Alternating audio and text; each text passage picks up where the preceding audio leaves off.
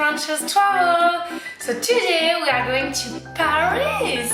If you want to visit Paris and know all the history of it, see the best food ever such as the macarons or even the pain au chocolat, you should watch this video.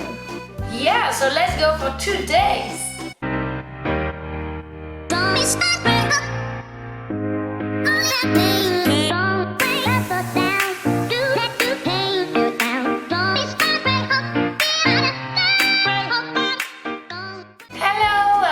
Frenchies travel. I'm Clemence. And I am Emma. Today we are going to talk about Paris. Yes, it's the city of love. You will see it's awesome. This video is in 2 parts. So you will see this week we are doing day 1 and the next week is day 2. And also in the day 2 you got special tips. So you should go and see that day 2 too. So let's go for 2 amazing days. To begin with, you can start and stop at the cake shop, which is called La Durée. It's quite famous for its macarons, but also pastries and chocolates. You will see it's so yummy there. It is the best French shop ever. Yeah, really, for the macarons you should try it. It opens at 9:30 and you can buy 8 macarons for 25 euros. They have really lots of flavor, like chocolate, caramel, orange blossom, lavender, rose or passion fruit. So really you should try it. It's Rue Linois and yeah, go for it. Yes, and after you had an awesome breakfast, you can go and walk 5 minutes by foot to the Statue of Liberty. Yes, France has got a Statue of Liberty too. That's a secret, nobody knows that. Yeah, so actually it's a little replica of the famous Statue of Liberty of New York, as we all know. So it is a bit smaller than New York. So the history of this statue began in 1866 and it is a monument marking the friendship of France and the United States. Yeah, so you really should go to see that. It's quite nice, you'll see. It's on an island. And you have a park in the Seine and you can just walk there and see the Statue of Liberty. At the end of it, you just have to walk 15 minutes in this park and you arrive to a famous bridge which is called Pont Biraken.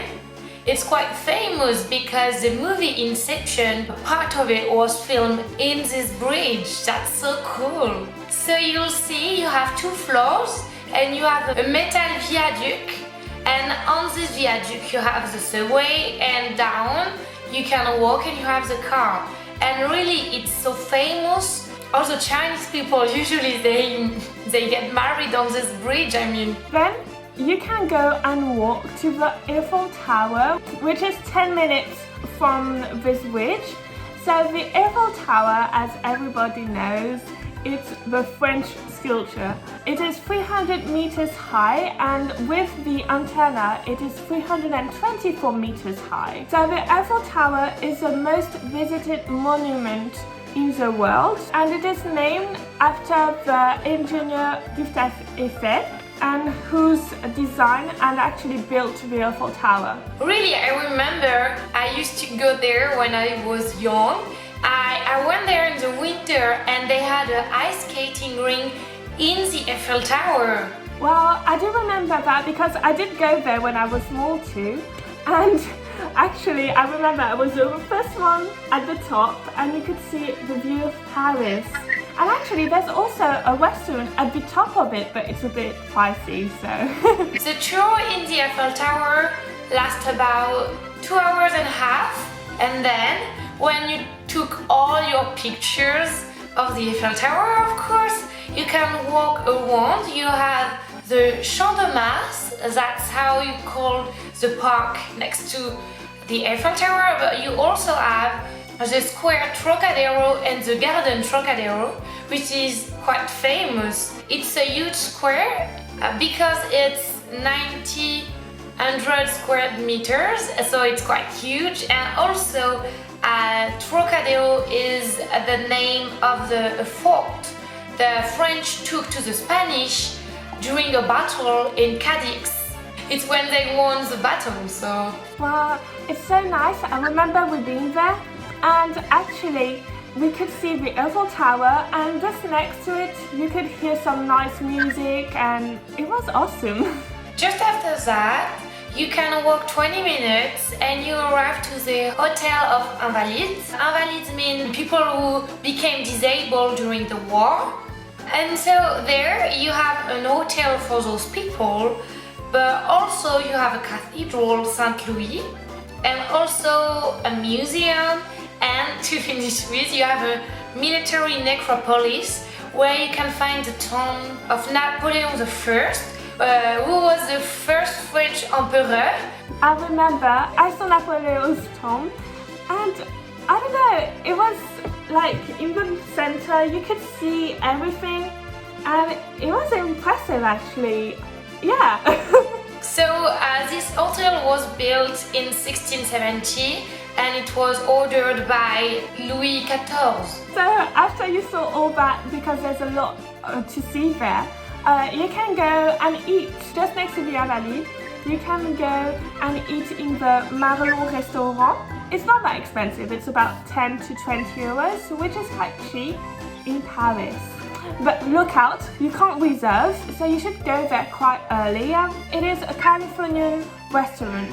So just after a lovely lunch, I hope, you walk 10 minutes and you arrive to the Palais Bourbon. It is served as a meeting place of the French National Assembly. It is actually the lower legislative chamber of the French government.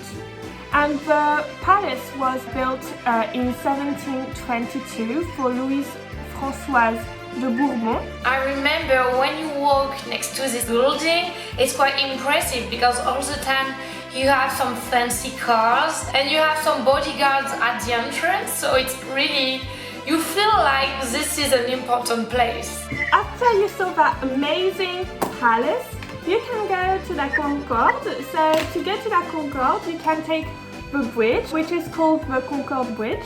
Yeah, and you arrive to the Place de la Concorde. It's the biggest square in Paris. It's 8.6 hectares, so it's quite huge. Then you have the famous obelisk, which is called Luxor Obelisk. It was a gift from Mehmet Ali, which was the Viceroy of Egypt, to Charles X, and it was put at this place in Paris in 1836. You can see the hieroglyph, which is on the sculpture, so it's impressive. Then you can walk 8 minutes and you'll arrive to the Élysées Palace, so the Palais de l'Élysée in French. It is the official residence of the President of the French Republic. So actually our French President is Emmanuel Macron.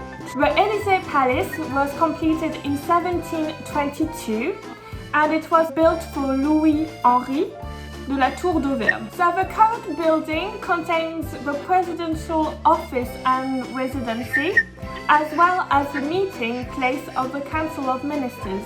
And just near this palace, you also have gardens of the Champs-Élysées, and you have the Champs-Élysées, of course. And just near the garden of the Champs-Élysées, you have also two famous places which are called Big Palace and Small Palace, so Grand Palais and Petit Palais in French. So it's on the avenue of Winston Churchill.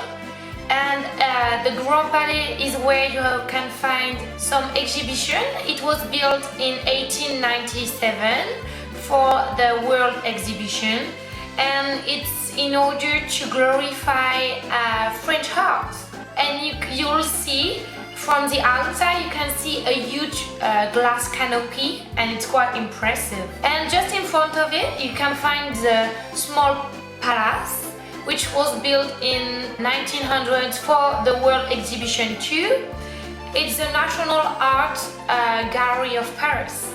Afterwards, you can go to the Champs-Élysées. So the Champs-Élysées are where you can find all the fancy shops, and you will see it's a huge street that goes up to the Arc de Triomphe. So you should walk to the Arc de Triomphe and enjoy it. So just under the Arc de Triomphe you can find the tomb of the unknown soldier. So it's a soldier unknown who was killed during the First World War, and it's in order to symbolize all those people who died during this war. And you also have a flame. It's a symbol of souvenir, of remembering for this war, and it's an eternal flame. The Arc de Triomphe, which is quite impressive, is that it is on a roundabout. Yeah, and this roundabout is so famous. It's called Rond-Point de l'Étoile, so the star roundabout, and it's so dangerous. I've took it with my car and oh my god, that's awful, really. It's not the same as we know how to take a roundabout. When you go, you have to wait so the other car comes and extra. And I think you have like 4 lines on this roundabout. It's wide. So if you take the car, look out. So just after that, I hope you'll be a little bit hungry and you can go to Pierre Hermé Paris. It's a famous cake shop and you should take your snack there. So you'll see, you can have ice cream, macarons, chocolates or pastries too. So you definitely should go there. I love food, so you should definitely go there. When you have finished to eat, you can go to the Galerie Lafayette. So you can walk either 37 minutes or you can take the subway. It's only 6 minutes and it's called the RER A, so A. And you go in Charles de Gaulle Étoile and you go out at Gare Aubert. Yes, and then you can go to the Galerie Lafayette Haussmann, the main location of French department store, so the chain Galerie Lafayette. It is a 70,000 square meters tall, so it's huge. And it is mostly dedicated to fashion, and it has also other offers and services.